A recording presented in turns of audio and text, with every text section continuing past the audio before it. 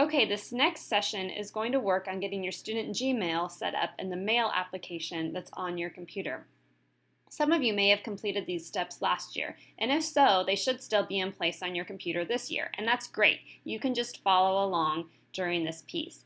If you did not complete these steps last year, we do want you to make sure that you have your Gmail account in your Mail application, so please complete these steps as we go through them today. Teachers, if you could please monitor your students and pause the video at any point so that all students can stay caught up with the steps, that would be great. Okay, so the first thing you're going to do is open up the Mail application on your computer. So under the Mail drop-down menu, once you get there, you're going to select Accounts. If you're opening up the Mail application, you can just do that by going to the little magnifying glass spotlight tool in the upper right-hand corner and searching for Mail, or Mail could already be on your dock. The application looks like a stamp with a blue background and an eagle flying on it.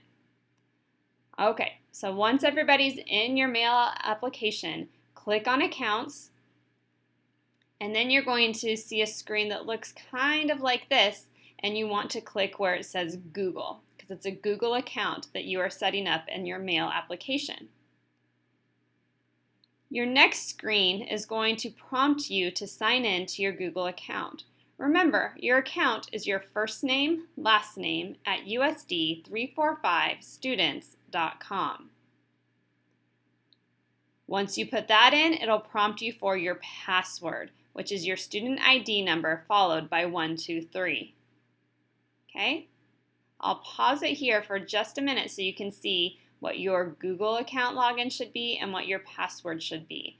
So teachers, make sure that all of your students are able to correctly put in that information as they're setting up their Mail account.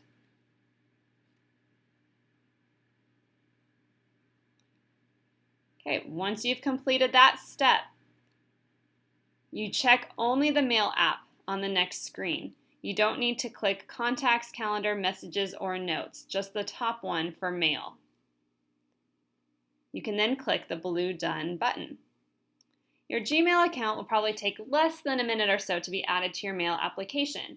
You can look to make sure that it has been completed when you see a Google Mail icon on that left side account screen. It will look something like this once it's all set up. Okay, students, at this point in time, you'll be able to then receive your Gmail information or Gmail messages directly through that application on your computer. The application will have a red dot whenever you have new mail that comes in. And this way you can stay up to date with email messages that may come from your teachers or notifications that may come into you from Schoology. So let's talk just a little bit more about using that Gmail or using that Mail application. So if your mail was not already on your dock, let's add it there at this time. If you need to remember how to add items to your dock, there is information on this on the Schoology resources, or you could quickly pause, or your teachers could pause the video and you could quickly do it right now.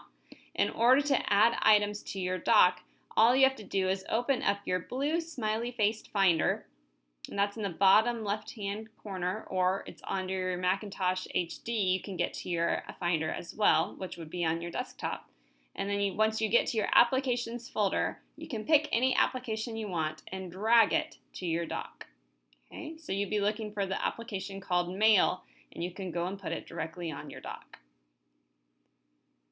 Okay, and as I previously mentioned, you'll know that you have new messages waiting to be read in your email when you see a red alert dot that appears on your Mail application. This is just a really great quick notice so that you know to open up that application and see what mail messages you have.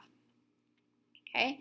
The email address is designed for school use only, not for personal use. District administration and technology representatives can access your accounts if there's ever anything that comes to their attention of inappropriate use.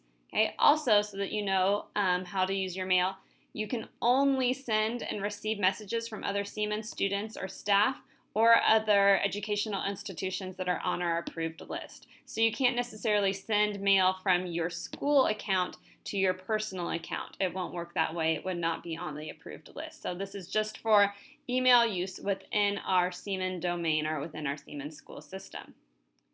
Okay, and then let's just talk about a few tips for email etiquette. If you are going to be using this email, we want you to kind of learn some quick tips for correct email use. You always want to send a subject line with your email. You want it to be specific to what the email is going to be about. Usually just a hi or a hello doesn't really cut it. So be more specific on what it is that you are contacting the person about or contacting your teacher about. So you can see this little table with a few examples of poor subject lines compared to good subject lines. So just saying homework isn't really specific for what you're going for. However, if you say homework due Saturday, that's going to be giving your teachers a little bit more information about what it is that you have a question about. Okay, you also want to use complete sentences and proper grammar. You don't necessarily want to use text speak in an email, so try to fully type out your thoughts in your email messages. You also want to sign your name. That's just proper email etiquette. At the end of your email, you could also add a thanks or sincerely or something else as a closing statement. It never hurts to proofread your emails to make sure that everything in there is typed correctly and you don't have any embarrassing typos in there that you're sending to your teachers.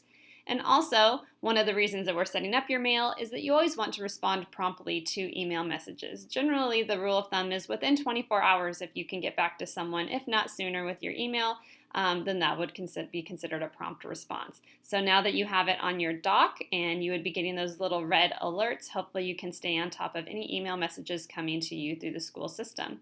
And a great rule with anything in life, always be respectful within your email messages.